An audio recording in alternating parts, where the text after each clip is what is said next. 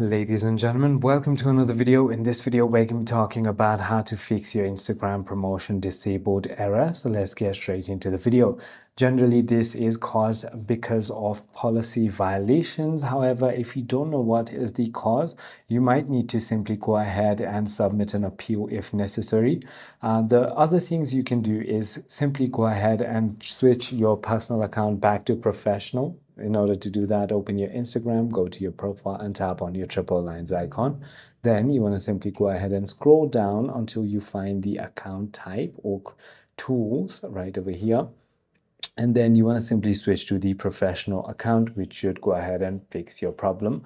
However, if it still doesn't, then you have no other options but to get help from the Meta AI support, as I mentioned. So I hope this video clarifies everything for you. If you have further more queries, feel free to comment down below, and I'll see you on the next one.